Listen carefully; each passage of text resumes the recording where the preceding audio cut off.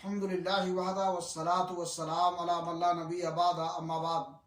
नाज़रीन किराम, अल्लाह के नबी जनाब मोहम्मद रसूलुल्लाह सल्लल्लाहु अलैहि वसल्लम को या अय्युहल मुद्दस्सिर और इसके बाद की चंद आयात के ज़रिए दावत व तबलीग का हुक्म दिया गया।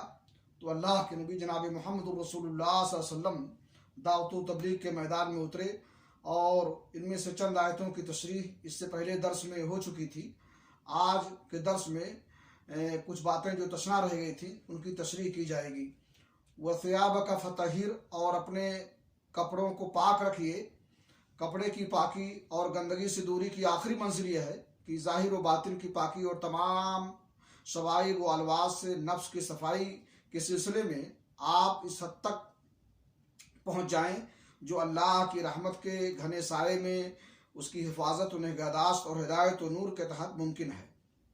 यहाँ तक कि इंसानी मुआशरे का ऐसा आला तरीन नमूना बन जाए कि आपकी तरफ तमाम कल्ब सलीम खिंचते चले जाएं और आपकी हैबत व अज़मत का एहसास तमाम कच दिलों को हो जाए और इस तरह सारी दुनिया मुआफ़क़त या मुखालफत में आपके गिर्द मुर्तकिज़ हो जाए।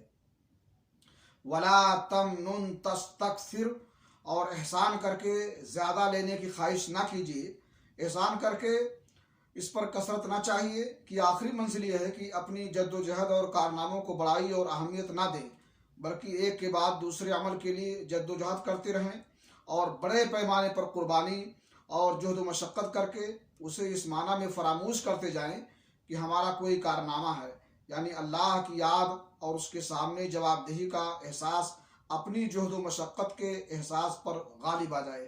आज के दर्स में इन्हीं बातों पर इत्तफा करते हुए अल्लाह रब्बुल आलमीन से दुआ करता हूँ कि अल्लाह ताला हमें नबी की सीरत अपनाने की तौफीक अता फरमाए। व सल्लल्लाहु अला नबीना मुहम्मद व अला आलिहि व सहबिहि अजमईन।